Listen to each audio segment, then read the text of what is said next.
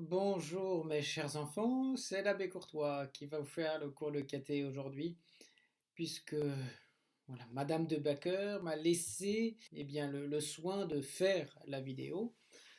Alors, tout simplement, je crois que vous pouvez prendre votre livre à la page 87, sinon vous pouvez suivre sur l'écran. Je vous ai préparé tout ce qu'il faut. La leçon numéro 21 sur la Sainte Communion. Alors, vous pouvez prendre votre livre.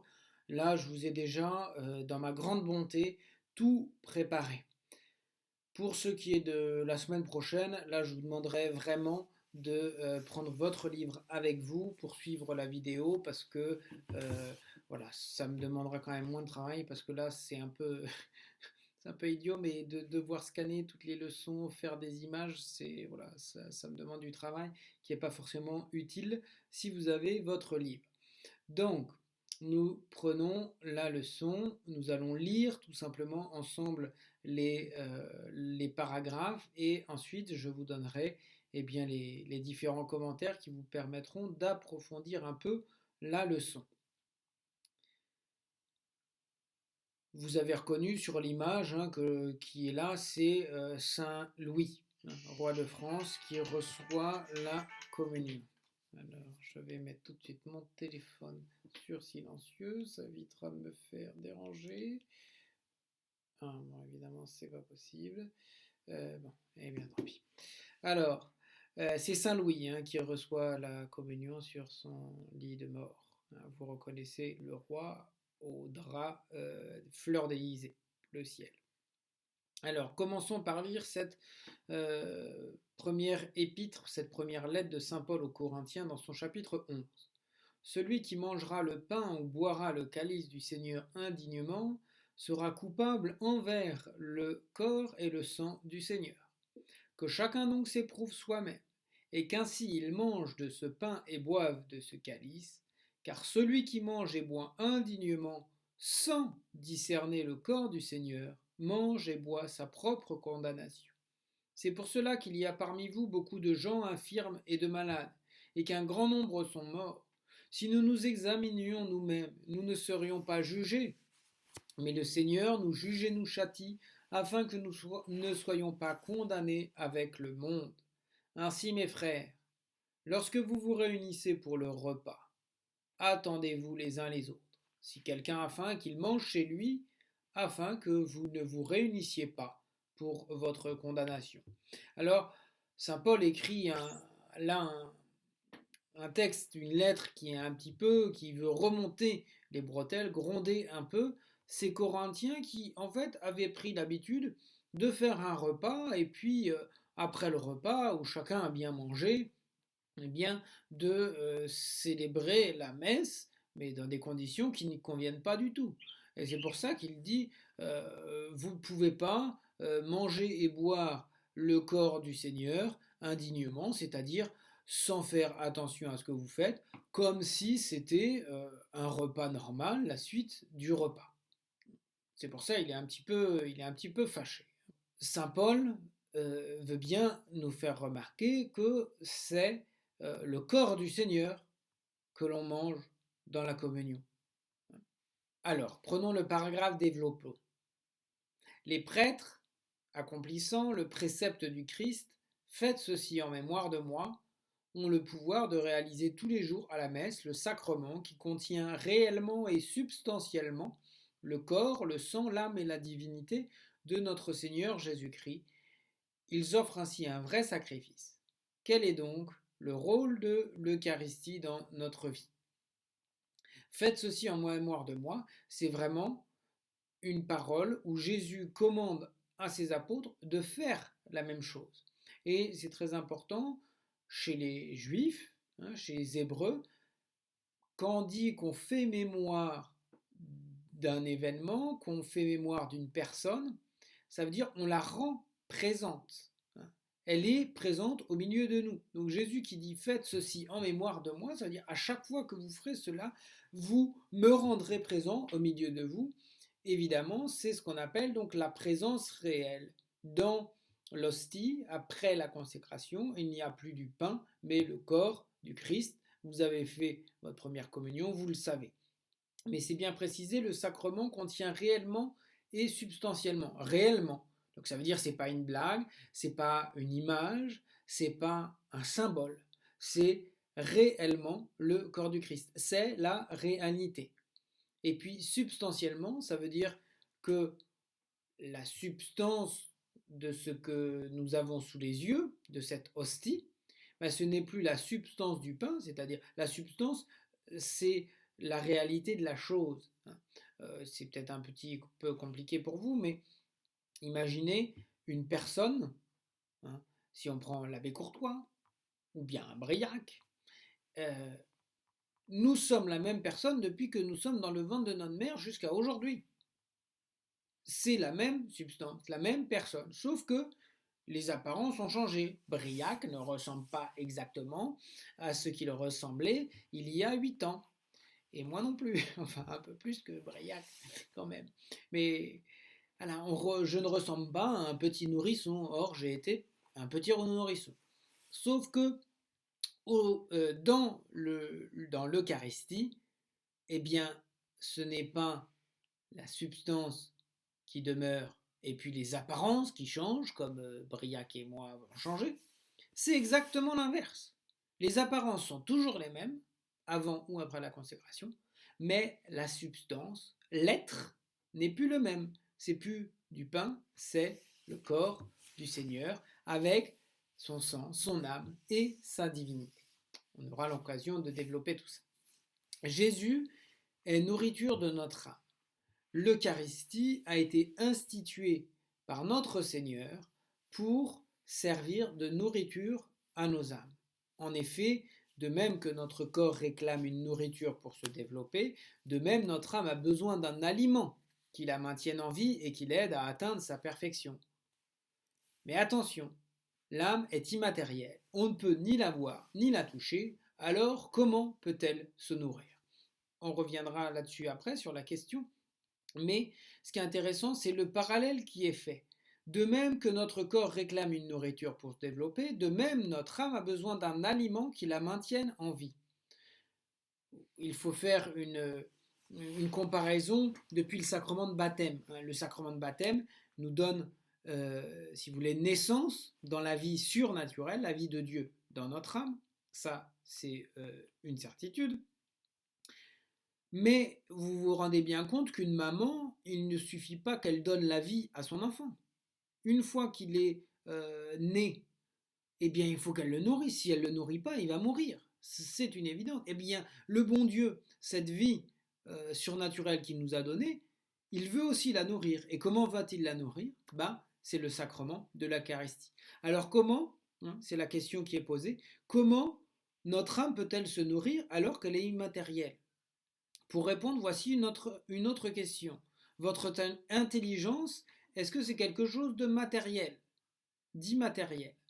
C'est quelque chose que l'on ne peut pas toucher, pas voir, pas sentir. C'est ce qui va produire votre pensée. Mais voilà, c'est une puissance qui n'est pas matérielle. Est-ce qu'on peut dire que l'intelligence se nourrit? Eh bien oui. Par exemple, un enfant qui est ignorant n'a presque pas de pensée structurée et évoluée. Or, s'il prend un livre et le lit, il va fortifier ses pensées et nourrir son intelligence grâce à ce livre. De plus, s'il a un bon maître, son enseignement sera pour lui une nourriture de l'intelligence. Mais si pour les sciences profanes, notre intelligence a besoin d'une nourriture et sait la trouver, alors pour sa vie surnaturelle, l'âme a besoin d'un aliment, de quelqu'un qui la fortifie, qui l'enseigne. L'âme a besoin d'un bon maître qui soit toujours avec elle.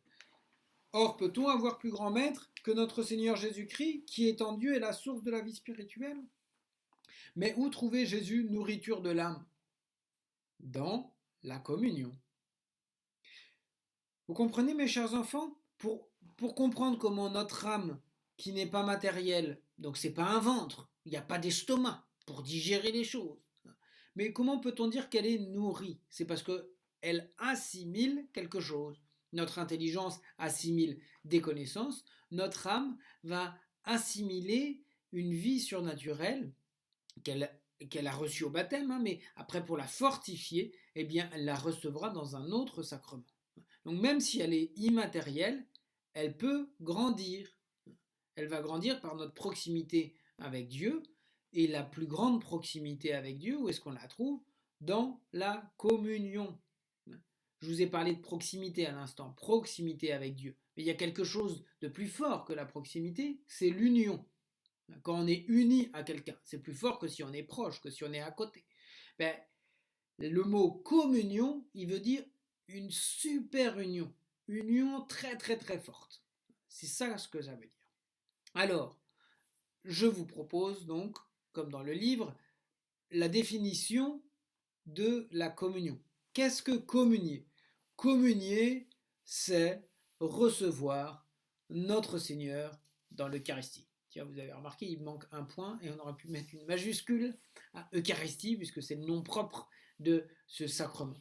Communier, c'est recevoir notre Seigneur dans l'Eucharistie. Lorsque je dis que je vais faire ma première communion, je vais recevoir pour la première fois notre Seigneur dans l'Eucharistie. Mais donc, comme on le disait tout à l'heure, réellement présent avec son corps, son sang, son âme et sa divinité. Que veut dire donc communion? Voilà, j'ai un peu anticipé, hein, une union très très très forte. Cela veut dire que notre Seigneur descend en nous. Alors je vais reprendre si vous voulez. Hein. Que veut dire communion? Ce mot veut dire union avec quelqu'un, mais une union si forte que les autres unions ne sont rien à côté de celle-là, car elle nous unit intimement dans notre corps et dans notre âme avec notre Seigneur dans l'Eucharistie. Cela veut dire que notre Seigneur descend en nous, présent sous les apparences du pain, avec son corps et son sang, son âme et sa divinité. Donc les apparences, hein, qu'est-ce que nous voyons? Nous voyons quelque chose qui a l'apparence du pain. La foi nous dit que ce n'est plus du pain depuis la consécration, c'est le corps, le sang, l'âme et la divinité de Jésus.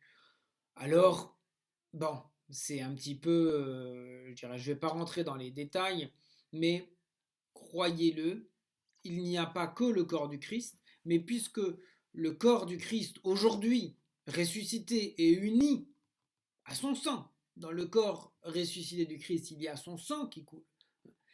Et le corps est uni à son âme puisque Jésus est vivant.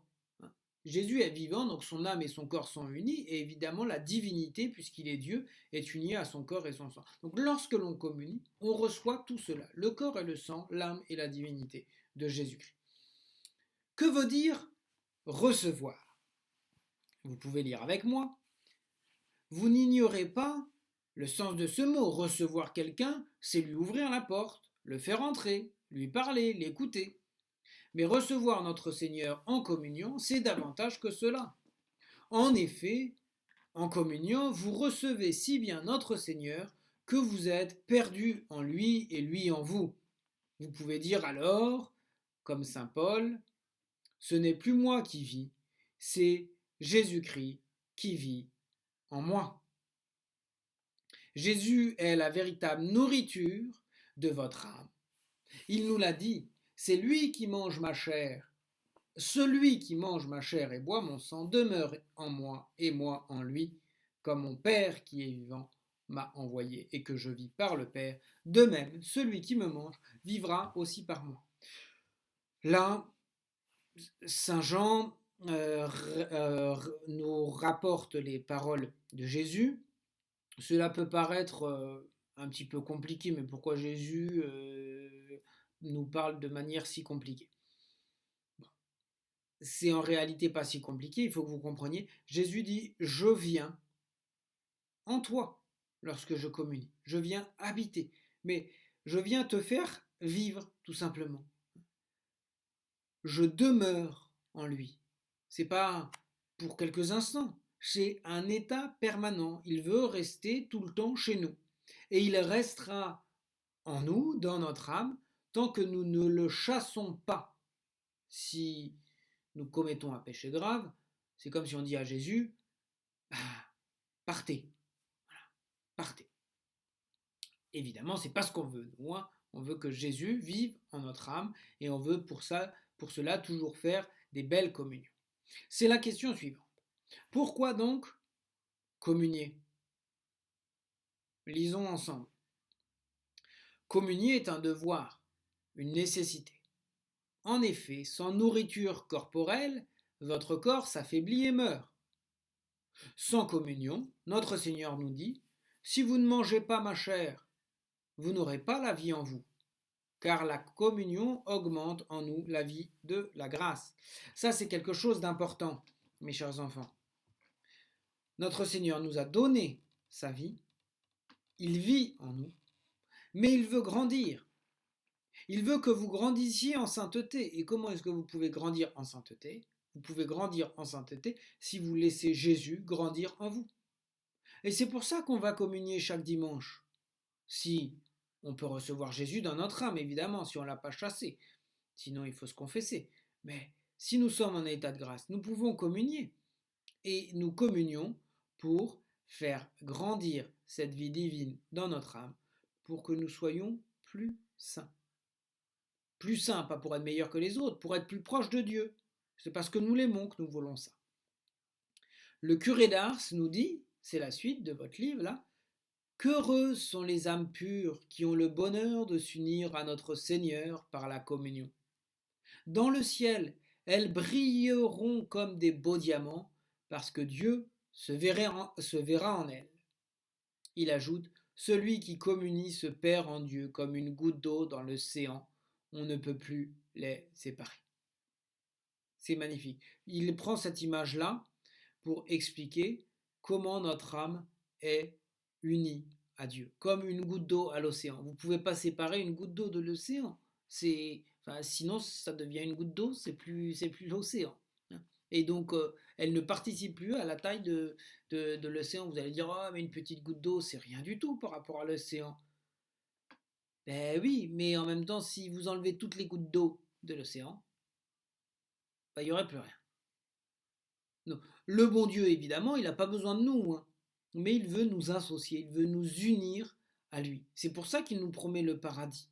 C'est pour être avec nous, pour que nous soyons avec lui pour l'éternité. Avançons. Vivifiée par la présence de Dieu en nous, la communion répare les forces de l'âme fatiguée par le péché. Notre âme cherche à être unie à Dieu toujours, mais nous savons que lorsque nous faisons un péché, eh bien nous nous éloignons un peu de Dieu. Notre âme se fatigue, notre âme se salit. Eh bien lorsque nous nous rapprochons de Dieu par la communion, toutes ces choses-là qui nous empêtent et qui nous fatiguent, le Seigneur les met de côté. Et il répare nos forces. Comme celui qui va dormir et manger, ça va refaire ses forces. Eh bien, notre Seigneur, dans le sacrement de l'Eucharistie, fait la même chose. Ensuite, elle affaiblit nos passions et les mauvaises tendances qui luttent contre la bonne santé de notre âme. Notre âme est faite pour faire le bien, pour faire des bonnes choses. Et nous voyons bien en nous que nous avons des choses qui nous attirent vers des choses mal, ou qui nous empêchent de faire des bonnes choses parce qu'on les trouve trop compliquées. On aimerait bien rendre service, on sait que c'est ça qu'il faudrait faire, aller aider maman, mais en même temps, on est tellement mieux à jouer, on n'a pas envie de s'embêter. Ah, mais oui, mais là, qu'est-ce que le bon Dieu nous demande? Est-ce qu'il nous dit, oui, t'as raison, t'embête pas? Ou est-ce qu'il nous dit, bah, va aider ta maman, rends-lui service, tu joueras aussi bien cet après-midi, par exemple. Donc, on voit que en nous, dans notre âme, il y a comme un combat. Eh bien, Jésus, il nous rend plus forts et en même temps, il va rendre moins forts toutes ces tentations qui viennent lutter contre nous. Enfin, la communion est un gage de vie éternelle, car en recevant Jésus, nous devenons son grand ami. Qu'est-ce que c'est un gage? C'est comme une avance. Si nous communions, Jésus alors nous promet d'aller au paradis. Évidemment, c'est pas une promesse magique, c'est pas quelque chose de ah je communie et puis après je peux faire n'importe quoi. Mais non. Mais si je communie vraiment, que je communie dignement et non pas indignement comme le reprochait saint Paul, eh bien je me rapproche de Dieu. Et de communion en communion, je suis plus proche de Dieu. Et donc oui, j'irai au ciel. j'irai au ciel. Si je suis fidèle, évidemment, il faut être fidèle à Jésus. Il faut être un ami fidèle. Mais la communion, vous avez compris, nous aide à être fidèle à Dieu. Or, il n'existe pas d'ami plus fidèle que Jésus et il ne voudrait pas que ce corps qu'il a souvent reçu et cette âme qu'il a aimée puissent se perdre pour toujours. C'est nous. Il ne veut pas que notre corps et notre âme se perdent, c'est-à-dire en enfer. Mais donc, il faut jamais communier uniquement pour faire comme tout le monde. Il faut communier parce qu'on veut recevoir Jésus. Voilà pourquoi il faut communier dès l'âge de raison et communier souvent ensuite. Si l'Église demande de communier une fois à l'an, c'est vraiment un minimum. Pour vous, enfants de Dieu, votre vie doit être une communion continuelle, terminée par une dernière communion reçue en viatique. Vous avez à côté l'explication du mot. C'est la communion donnée aux malades en danger de mort, c'est-à-dire la provision de route pour le grand voyage de la vie terrestre et la vie éternelle. On utilise le mot viatique, ça vient du mot latin via, qui veut dire la route, le chemin. Donc c'est la nourriture qu'on donne pour la route, pour le chemin, pour ce passage qu'est la mort, le passage de la vie terrestre, si vous voulez, à la vie éternelle. Et il faut, lors de ce passage, paraître devant notre Seigneur. Si nous venons de recevoir l'Eucharistie comme force, eh bien, nous pourrons montrer à Dieu que Dieu habite en nous et que nous méritons la vie éternelle. Alors, mes chers enfants, je vous demande pour la semaine prochaine donc, de répondre aux questions dans votre livret. Vous avez les questions de la leçon, nous allons les lire ensemble. Et de les apprendre. De les apprendre. Je vais vous dire lesquels, mais en tout cas, vous remplissez votre cahier et demandez à vos parents de m'envoyer une photo par mail ou par WhatsApp, peu importe. Mais voilà, j'aimerais bien que vous fassiez cela. Et faites ces questions-là intelligemment. C'est-à-dire le but, c'est pas juste un exercice de recopiage, c'est que vous ayez bien compris le résumé de la leçon. C'est pour ça qu'il faut chercher un petit peu à les apprendre. Qu'est-ce que communier? Communier, c'est recevoir Jésus-Christ dans l'Eucharistie. Bon, c'est pas très compliqué. Ce que je veux, c'est pas forcément que vous reteniez les mots exacts pour cette question-là, mais c'est de comprendre la réponse. Quand faut-il communier? Il faut communier au moins chaque année au temps de Pâques et quand nous sommes dangereusement malades.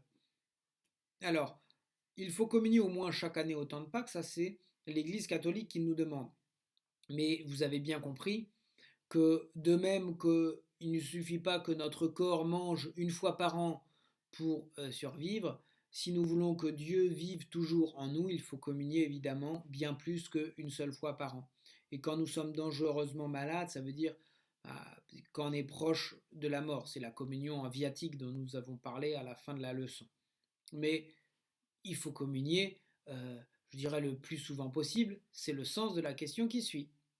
Est-il bon de communier souvent? Oui, il est bon de communier souvent, et même tous les jours, pourvu qu'on le fasse avec les dispositions nécessaires. Le mot important, c'est lequel ici? Les dispositions nécessaires, c'est-à-dire en état de grâce et en faisant une communion fervente. Je pense à ce que je fais. Je ne regarde pas mon voisin en faisant la queue pour aller communier, mais je me concentre sur Jésus que je vais recevoir. Et ensuite, quand les enfants font-ils la première communion? Les enfants font la première communion dès qu'ils commencent à avoir l'âge de la raison et qu'ils ont été suffisamment préparés. L'âge de raison, pourquoi? Ça veut dire qu'on est capable de faire la différence entre ce qui est bien et ce qui est mal. Tout simplement, pour que je choisisse vraiment Jésus comme mon bien. Et ensuite, qu'ils étaient suffisamment préparés. Pourquoi? Tout simplement, c'est pour qu'ils sachent ce qu'ils font, qu'ils ne pensent pas aller chercher un morceau de pain ou un petit bonbon, alors qu'en fait, ils reçoivent le corps du Christ. Voilà mes bien chers enfants, je suis très heureux de terminer avec vous cette leçon. Je vous dis à la semaine prochaine pour une nouvelle leçon et n'oubliez pas de m'envoyer une photo de vos cahiers remplis. Je vous dis à la semaine prochaine, bon courage et nous allons terminer ensemble par une petite prière en priant Notre-Dame, en priant Je vous salue Marie. Au nom du Père et du Fils et du Saint-Esprit, ainsi soit-il. Je vous salue Marie, pleine de grâce, le Seigneur est avec vous. Vous êtes bénie entre toutes les femmes, et Jésus, le fruit de vos entrailles, est béni. Sainte Marie, Mère de Dieu, priez pour nous, pauvres pécheurs, maintenant et à l'heure de notre mort, ainsi soit-il. Au nom du Père et du Fils et du Saint-Esprit, ainsi soit-il. Bonne semaine et à la semaine prochaine.